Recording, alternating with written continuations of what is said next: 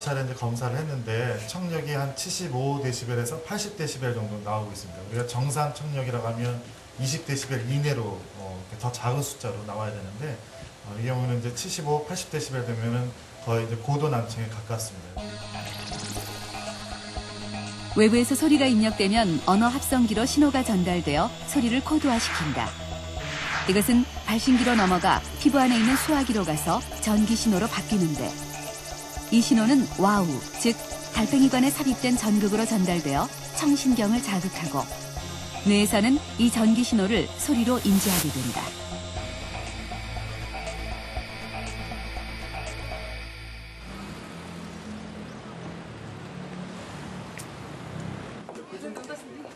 부모님과 함께 병원을 찾은 올해 10살의 아무라. 몽골이 고향인 아무라는 한 달 전 인공와우 수술을 받았다. 태어날 때부터 소리를 듣지 못했기 때문이다. 보청기를 얼만큼 쓰셨어요? 아이를 키우면서 아이가 의사소통을 하지 못해서 답답해하는 모습을 볼 때 너무 힘들었어요. 같은 또래 아이들끼리 어울리지도 못하고 혼자 떨어져 있는 모습을 볼 때 엄마 입장에서는 마음이 찢어질 것처럼 아팠죠. 수술을 받고 아무라가 소리를 들을 수 있게 됐으면 하는 큰 소망을 갖고 저희 가족이 몽골을 떠나 한국에 왔는데요. 그 소망이 이루어진다면 더는 바랄 게 없을 것 같아요. 태어나서 지금까지 소리를 듣지 못했던 아무라. 부모는 아들에게 소리를 되찾아주기 위해 낯선 한국 땅까지 왔고 한 재단의 도움을 받아 인공와우 수술을 받게 됐다. 잠시만요. 천천히 하세요. 천천히. 오늘은 매핑 테스트를 하는 날. 인공와우 외부기를 귀에 붙이고 처음으로 소리를 듣게 된다. 예, 인공와우의 그 매핑 과정이라는 거는 그 속에 들어가 있는 전극에 쉽게 하면 피아노 조율, 기타의 조율이라고 생각하면 됩니다. 각 전극에 전기에 들어가는 양과 그 다음에 주파수 이런 것들을 정해서 소리를 배분해주는 역할을 하는 거거든요. 서로 다른 주파수를 가진 12개의 채널을 통해 소리를 듣게 된다. 들려. 좋아.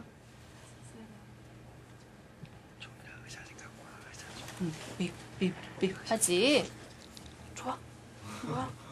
태어나 처음으로 소리를 듣게 된 아들. 엄마는 그저 소리 없이 눈물만 흘린다. 의료진은 아이가 소리 자극에 대해 어떤 식으로 반응하는지를 살펴보기 위해 다양한 소리를 들려준다. 아직은 낯설지만 아무라는 인공와우를 통해 세상의 소리와 다시 만나게 된 것이다. 아들이 들을 수 있다는 것이 정말 감동적이에요. 아무라가 들려요 엄마 하고 손짓해주는 것을 보니 정말 기분 좋습니다. 그런데 인공와우 수술을 필요로 하는 건 비단 어린아이들뿐만이 아니다.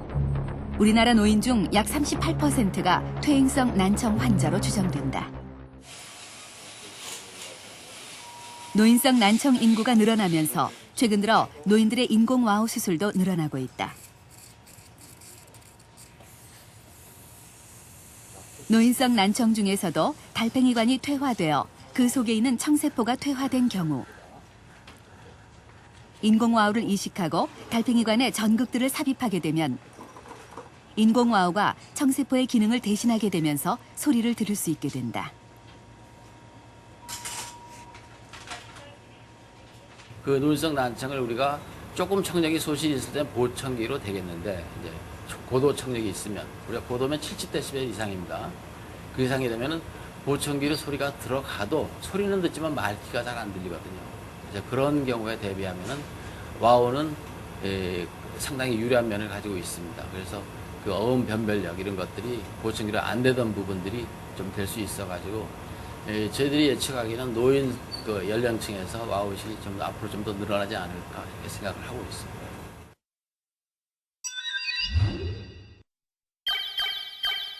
우리 몸은 약 200개의 크고 작은 뼈들로 구성되어 있습니다.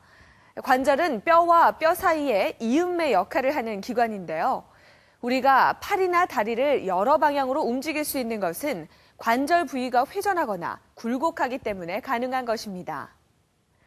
그런데 나이가 들어서 관절을 보호하고 있는 연골이 손상되거나 관절을 이루고 있는 뼈와 인대의 손상이 일어나면 퇴행성 관절염이라고도 불리는 골관절염이 찾아옵니다. 이때 염증과 통증을 줄여주는 근본적인 방법으로 많은 환자들에게 시술되고 있는 것이 바로 인공관절입니다. 생체공학이 노년의 건강한 삶을 되돌려주는 셈입니다. 65살의 이경남 씨. 그녀에겐 계단을 오르는 일상적인 일조차 고통스럽기만 하다. 여기 올라오기 제일 힘들어. 계단도 높고. 심한 무릎 관절염 때문에 한 번에 한 칸 이상은 오를 수가 없다. 퇴행성 관절염이 시작된 지 벌써 10년. 관절염의 고통보다 살을 찌르는 것이 차라리 낫다고 말하는 이경남 씨. 잠시라도 통증에서 벗어나고 싶은 마음에 수지침과 뜸, 부항까지 안 해본 것이 없다. 다리가 아프다, 뭐 시큰거린다, 뭐 다리가 무겁다 이러면은 무조건 부항 뜨고 그냥 뜸 뜨고. 관절염은 나이가 들수록 많이 발생한다. 2007년 발표된 통계에 따르면 70세 이상 노인의 10명 중 4명 정도가 관절염을 앓고 있다고 한다. 관절의 변이가 많이 진행된 경우 최후의 방법은 인공관절 수술이다. 올해 71살의 문석엽 할머니, 인공관절 수술을 받기 위해 입원 중이다. 작년 봄, 갑작스럽게 찾아온 통증. 이제는 침대에서 일어나는 간단한 움직임조차도 남의 도움을 받아야 할 정도가 됐다.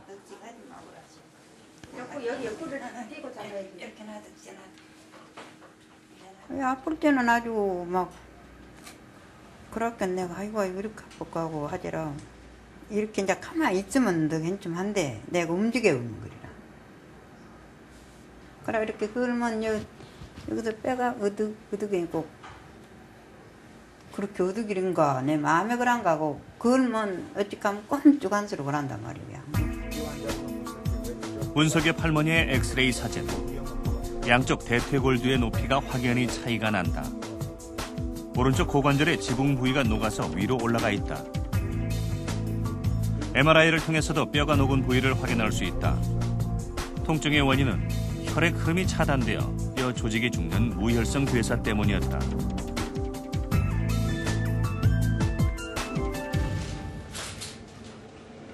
수술 준비가 시작된다. 녹아서 제 기능을 하지 못하는 대퇴관절을 대신해서 생체공학적으로 만든 인공관절을 삽입하게 된다. 엑스레이 보시다시피 이게 왼쪽의 정상 골두는 동그란 원형입니다. 거기에 비해서 이 골두가 많이 망가짐으로써 이 골두가 위에 지붕에 해당되는 비구부를 뚫고 올라가서 빗금친 부분만큼 뼈가 많이 녹아있고 이 골두가 동그란 상태에서 거의 한 30-40%가 없어진 상태입니다. 우리 관절은 여러분이 잘 아시다시피 두 관절면이 물렁뼈로 연결되어 있지 않습니까? 근데 물렁뼈는 혈관이 가지 않기 때문에 물렁뼈가 망가지면 어떤 약을 잡수시거나 해도 이미 완전히 망가진 물렁뼈는 재생이 되지 않습니다. 그래서 요즘에 나온 이런 관절을 대체하는 물질을 개발하려고 했고 그 물질이 우수하게 많은 물질로 이루어지다가 요즘 나오는 이런 세라믹, 이런 도자기성 물질로 이렇게 발달하기 이르렀습니다. 오늘 수술에서는 4세대 세라믹으로 불리는 세라믹 소재의 인공관절이 사용된다. 마모가 거의 없어 마치 원래의 관절처럼 부드럽게 움직일 수 있다. 한 번의 수술로 30-40년 동안 사용할 수 있다고 한다.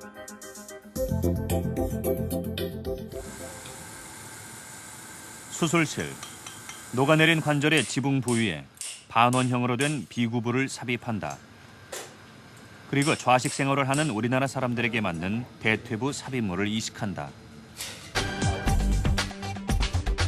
수술 후 엑스레이 사진.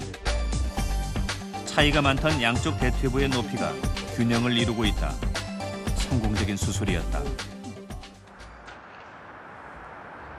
인공관절은 삶의 질에 얼마나 영향을